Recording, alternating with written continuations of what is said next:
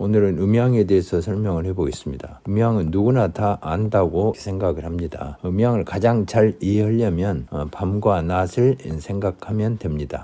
그래서 밤과 낮, 이 기준이 언제부터 밤이고 언제부터 낮인가, 이게 이제 애매합니다. 그래서 우리는 태극 모양에서 이제 자주 볼 수가 있습니다. 태극 모양은 이런 식으로 이제 보통 일반적으로 그려지는데, 예를 들면 여기가 양이라 그러고 여기가 이제 음이라고 한다. 그러면 이 그림에서 볼 수 있는 것은 양이 점점 이렇게 확산이 되면 음은 이렇게 줄어들고, 음이 이렇게 확산이 되면 양은 줄어든다. 이게 이제 바로 음양입니다. 다시 말해서 100% 양이나 100% 음은 사실상 거의 불가능하다. 실은 그 비율만 달리할 뿐이지 서로 섞여 있다 생각하면 됩니다. 음과 양은 항상 섞여 있다, 이렇게 보면 된다 이 말이죠. 우리나라는 주로 이제 이분법적으로 예스냐 노냐 이야기를 하라고 말하는데, 그렇게 말할 수 없다. 항상 음과 양, 우주의 법칙에서는 음과 양은 그 비율만 달리할 뿐이지 서로 섞여 있다, 이렇게 이제 생각을 하시면 될 것 같습니다.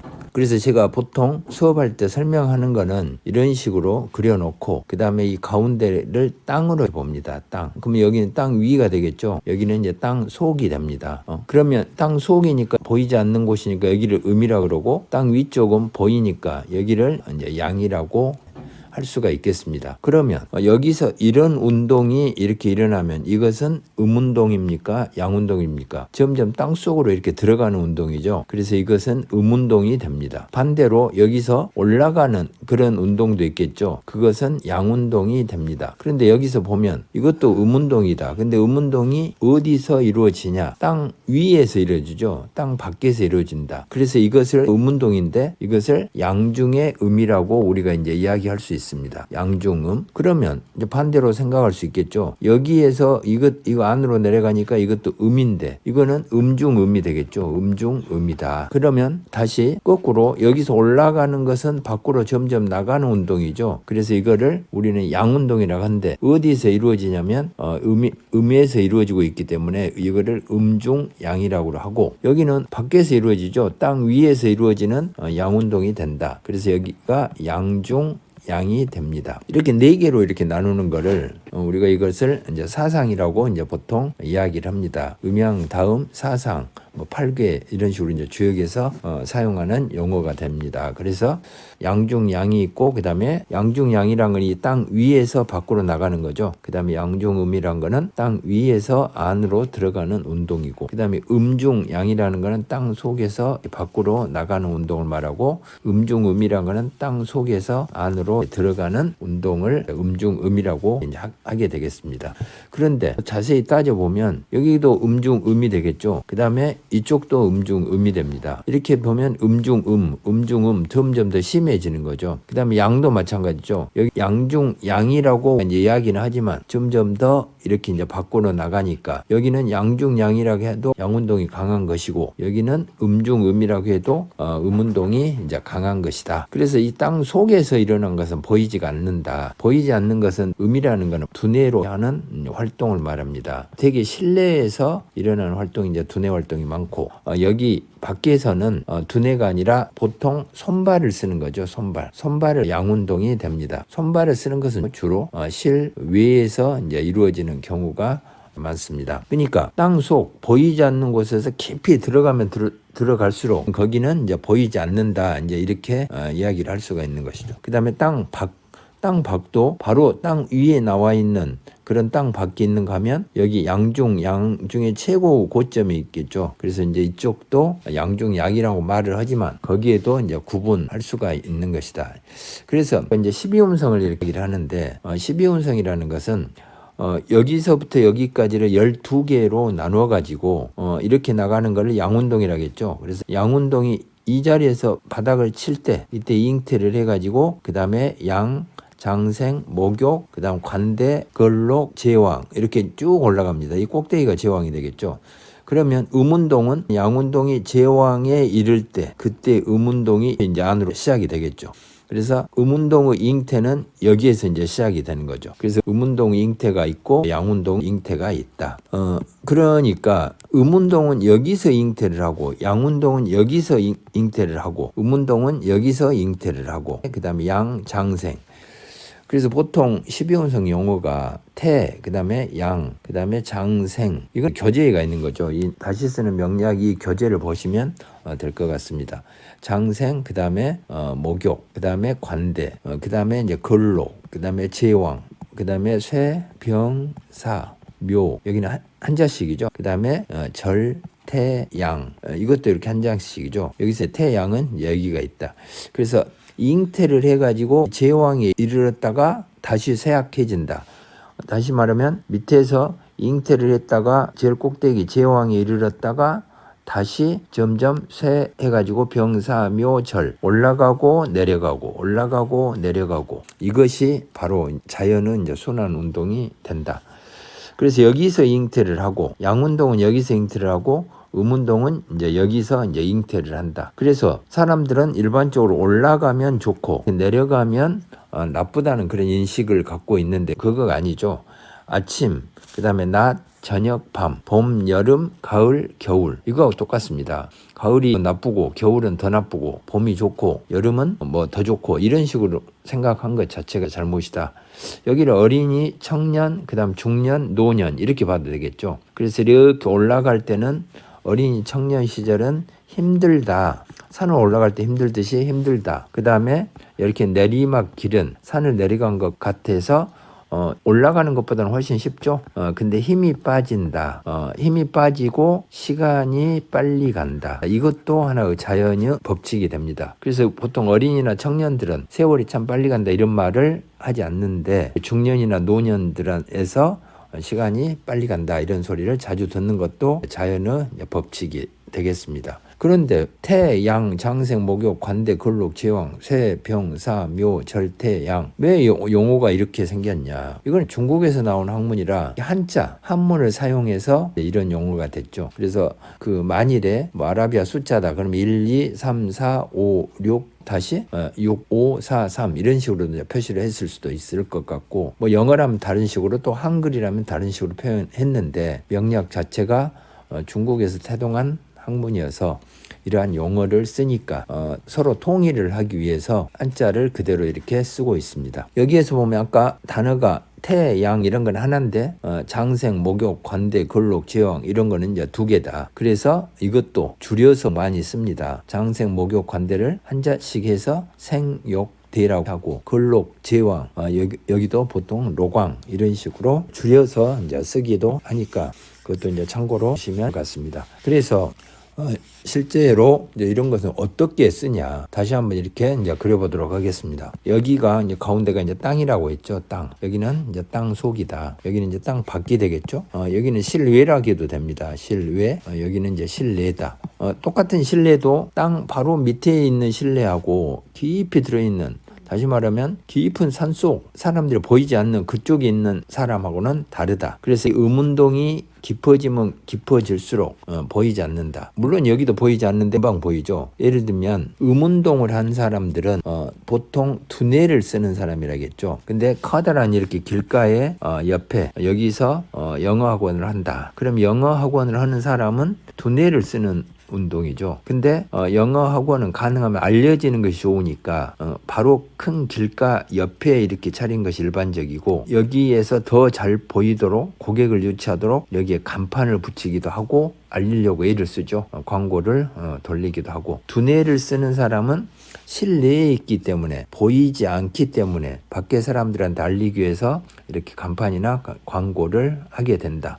사람의 속마음도 이것도 이제 의미라고 했습니다. 이것도 이제 보이지 않는다.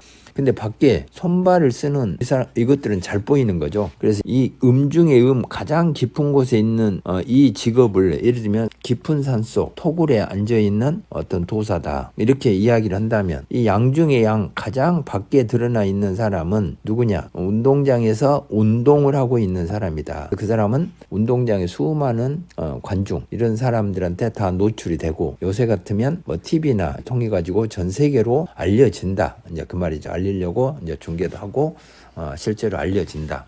근데 이 깊은 산속의 토굴에 있는 그 도사는 어디에 있는지 이제 알 수도 없고, 이런 사람을 중에 음으로 보고 운동장에서, 아니면 연예인 같은 경우도 있죠. 연예인도 많은 방청객 이런 사람들 앞에서 하거나, 아니면 체육관이라든가 운동장을 빌려가지고 공연 같은 거 하죠. 콘서트를 한다. 근데 그것도 부족해서 TV 중계를 하는 거를 봤을 겁니다. 이런 사람이 양 중에 양의 극에 있는 사람이고, 중에 음의 극에 있는 사람들은 깊은 산속 토굴 속에 들어있는 도사처럼 보이지 않는다. 그래서 실내에 있는 사람들은 주로 이제 두뇌를 쓰는 정신 활동을 하는데, 거기도 등급이 있다 이 말이죠. 등급이 있다. 이렇게 광고를 해서 제발 많은 사람이 찾아주기를 바라는 사람은 땅 바로 밑에 있는, 물론 음운동이기는 하지만 여기에 있는 사람이고, 나를 알리기 싫다 해서 깊이 이렇게 들어가는 사람은 이제 음중의 음이 훨씬 심해질 것이다. 그래서 양중의 양도, 그 다음에 양중의 음도, 음중의 음도, 음중의 양도, 음중의 양은 이렇게 되는 거죠. 여기는 양중의 이제 음이 되는 거고, 이런 사람도 다 등급이 있다는 걸 알 수 있습니다. 등급을 제가 설명할 때는 보통 그릇의 크기 이런 식으로 이야기를 합니다. 그래서 전 세계 모든 물건들, 제품들을 보면 그릇의 크기가 있다는 걸 알 수 있습니다. 제품만이 아니라 사람도 마찬가지죠. 있으면 국회의원 있고 뭐 도의원 있고 구의원, 이런 사람도 똑같은 호칭을 붙이지만 그릇의 크기가 있다. 같은 국회의원이라고 하더라도 그 안에도 또 그릇의 크기가 다르죠. 전국적으로 유명한 사람도 있고 이름도 이제 알려지지 않는 그런 국회의원들도 많다. 그래서 이 세상 모든 사람이나 직책이나 다 그릇의 크기가 있다. 예를 들면 과일 같은 거, 사과 또는 뭐 귤이 있다. 이런 것들도 등급이 있습니까 없습니까? 당연히 등급이 있죠. 품질이 좋은 것이 있고 좋지 않은 것이 있다. 우리가 밥을 할 때 쌀이 필요하죠. 쌀에도 당연히 등급을 매기고 있습니다. 그래서 그 사람은 이 등급이 어느 정도 되는가, 그거에 따라서 이제 그릇의 크기가 달라진다. 근데 일반적으로 사람들은 그릇의 크기가 크면 좋다, 크면 좋고 작으면 좋지 않다라고 알고 있는데 천만의 말씀입니다. 작은 것이 더 좋을 수도 있는 것이죠. 필요할 때 필요한 곳에 있으면 그것은 이제 좋은 것입니다. 필요할 때 이제 필요한 곳에 있으면 그것이 이제 좋은 것이지, 무조건 크다고 좋고 그다음에 작다고 나쁜 것은 아니다. 예를 들면 핸드폰이다 그러면 무조건 큰 게 좋냐, 운동하다 그러면 큰 게 좋냐, 아니죠. 나에게 맞는 것이 이제 좋다. 그래서 적재적소란 말을 이제 제가 자주 씁니다. 적재적소, 필요한 곳에 있어야 된다. 이 세상에 수많은 직업이 있는데, 수십만 가지 수백만 가지 직업이 있는데, 내가 그거를 좋아하든 안 좋아하든 모두 필요해서 존재를 한다. 우리가 이제 보통 화장실 청소 같은 거 하죠. 누군가는 해야 된다. 아침에 새벽에 미화원 있죠, 청소. 미화원들도 꼭 필요하니까 거기에 그 사람이 있는 것입니다. 그래서 직업이 귀천이 없단 말은 명리적으로 이제 대단히 맞는 말이다. 개임이나 그 다음에 뭐 고양이나 개나 그 다음에 사람이나 또 수많은 동물이나 식물이나 모두 필요해서 존재하고 자기가 원해서 그렇게 된 것도 아니다. 이 세상에 그렇게 이제 던져졌다. 모두가 이제 소중하게 여겨야 된다. 명리의 정신은 모든 만물이 소중하다. 필요해서 존재한다. 언젠가는 나에게 필요할 수가 있다. 다이소 같은 데 가면 수많은 물건들이 있죠. 그 다음에 대형 마트에도 있습니다. 거기에 있는 그 많은 물건을 누군가는 만들었겠죠. 왜 만들었냐? 팔려고 만들었겠죠. 필요한 사람이 이제 반드시 있다. 크다고 좋은 것이 아니고 작다고 나쁜 것이 아니다. 이것이 바로 명리의 정신입니다. 모두가 이제 소중하다. 무시하면 모두 나와 같은 사람이다. 좀 험한 일, 힘든 일을 한다고 그게 나쁜 일이 아니다. 언젠가는 그 사람이 꼭 나에게도 이제 필요할 수가 있다. 근데 이제 이렇게 말은 하지만, 말로는 한데 실제 행동으로는 하지 않는다. 그래서 말과 행동을 일치시켜야 한다. 근데 명리적으로 보면 말과 행동을 일치시킨 사람이 있고 또 이제 그렇지 못한 사람도 많이 있습니다. 오늘은 음양에 이렇게 지금 초점을 맞추니까 다시 한번 정리를 해봅니다. 이 땅 속에서 점점 밖으로 나가는 것, 땅 속에서 이렇게 나가죠. 이거는 보이지 않는다. 그래서 되게 12운성 용어로는 여기서 잉태를 합니다. 그냥 보통 태라고도 말을 하죠. 그래서 땅 속에서 일어나는 일이니까 땅 속에서 일어나는 태, 양, 그 다음에 장생. 장생은 부모 밑에 있는 막 태어난 어린아이다. 이렇게 보면 되죠. 이 목욕 같은 것도 여기가 이제 우리 보통 청소년 정도다. 고등학생이나 대학생 정도다. 이제 이렇게 이해를 하면 됩니다. 그 다음 목욕 다음에 우리가 취직 시험을 보죠. 취직 시험 여기가 바로 관대가 됩니다. 그래서 잉태를 하고 양, 장생, 목욕 그 다음에 관대. 이 관대라는 것을 한자에 집착할 필요가 없다 이거죠. 많은 사람들이 할 말이 없으면 핵심을 알지 못하면 껍데기 가지고 한자를 가지고 이야기를 합니다. 예를 들면 자라는 것은 자정이죠. 음의 기운이 가장 강할 때다. 음의 기운이 가장 강해서 음이 바닥을 치고 양으로 돌아설 때, 그래서 자에서 양이 시작한단 말은 이제 그런 의미죠. 근데 이 자라는 글자로 표시되는 이 음의 기운이 가장 강한 때, 자정과 같은 때, 동지와 같은 때, 이것에 자신이 없는 사람은 이 자가 쥐다 해가지고 쥐를 연구하고 있는 사람들이 있다 그 말이죠. 그래서 이 취직이 되고 그 다음에 결혼을 하고 그 다음에 세상에 이제 독립적으로 살아갈 때를 보통 관대라고 합니다. 그래서 유치원생이 이제 엄마 품에 있다가 유치원으로 막 간다. 초등학교에 입학을 한다. 중학교에 입학을 한다. 고등학교, 대학교에 입학을 한다. 그 다음에 취직을 한다. 군대에 들어간다. 이런 것들이 전부 관대로 보면 됩니다. 그래서 관대란 거는 새로운 환경으로 이제 접어들었다. 새로운 환경으로 이제 접어든 것을 관대라고 하죠. 새로운 환경에 접어든다는 거는 이제 변화를 하는 거죠. 그래서 변화를 하는 것은 힘들다. 어려운 때다. 관대가 무조건 좋은 것만도 아니고 나쁜 것만도 아니죠. 어렵다. 어려운 때다. 힘든 때다. 그 다음에 관대 다음에 나온 것이 이제 걸록, 지왕이죠. 그래서 걸록과 제왕까지 가려면 반드시 거쳐야 되는 곳이 이제 관대다. 이제 이 말이죠. 그래서 세상에 나가는 그런 단계죠. 그래서 열심히 관대에서 일하다가 자기 능력에 도달하는 최대한의 위치까지 이렇게 올라가죠. 그 다음에 이 천정을 찼다 하면 어쩝니까? 다시 우리는 이제 내려가기 시작하겠죠. 이제 내려가기 시작한다. 이 내려가기 시작한 것을 음이라고 한다. 그래서 여기서부터 우리가 12운성 영어로는 쇠병사묘 그 다음에 절태양으로 이제 이렇게 붙입니다. 그래서 올라가는 것이 6개, 내려가는 것이 6 해서 12개를 붙여가지고 12운성이다. 근데 이 12라는 글자를 보면 어디서 보는 것 같죠? 12라는 것은 바로 12지지에서 나옵니다. 12다리가 있죠. 12달. 12달이 있고 또 12시간이 있습니다. 24시간 아니냐. 근데 지지가 12개밖에 없기 때문에 12지지니까 지지 하나에 2시간씩 걸쳐가지고 이제 12개가 됩니다. 그래서 자신, 축시, 인시 이런 식으로 이야기한 것이 그거죠.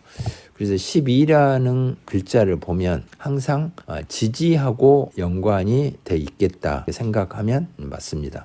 그래서 다시 이렇게 올라가는 것을 잉태부터 양운동이죠. 이렇게 나가니까 양운동이다. 양운동은 이렇게 해서 12운성을 가고 다시 양운동이 이제 쇠약해질 때가 있겠죠. 쇠병사며 절태양으로 이렇게 가고 음운동도 마찬가지죠. 음운동은 안으로 들어가는 운동을 말한다. 그래서 음운동은 양운동이 절정이 이르렀을 때 음운동이 잉태를 해가지고 음운동은 반대로 여기다 잉태 이렇게 쓰겠죠. 그 다음에 여기 양장생 목욕 썼듯이 음운동은 안으로 들어가는 것이니까 잉태를 해서 양, 그 다음에 장생, 목욕, 관대, 그 다음에 걸록, 제왕, 쇠병사묘 이런 식으로 이제 쓰면 될 것입니다. 여기서 양운동과 음운동, 아까 태극 모양으로 이렇게 그렸죠. 태극 모양.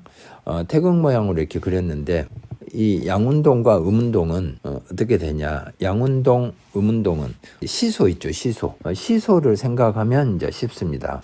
시소가 어떻게 생겼냐. 시소가 이렇게 생겼죠. 그리고 가운데 이제 중심축이 있습니다. 음과 양을 이해할 때 이 시소를 생각하면 좋다. 보통 책에는 이 태극 모양으로 이렇게 나와 있는데 양이 이렇게 증가하면 음은 줄어들죠. 음이 증가하면 이렇게 양은 줄어든다. 이걸 이제 나타낸 건데 여기를 음이라고 양이라고 하면 양이 올라가면 음은 줄어들죠. 그다음 음이 올라가면 양은 줄어든다. 이제 그렇게도 이제 볼 수 있다 이 말이죠. 음이 올라가면 양은 줄어들고 양이 올라가면 음은 줄어든다.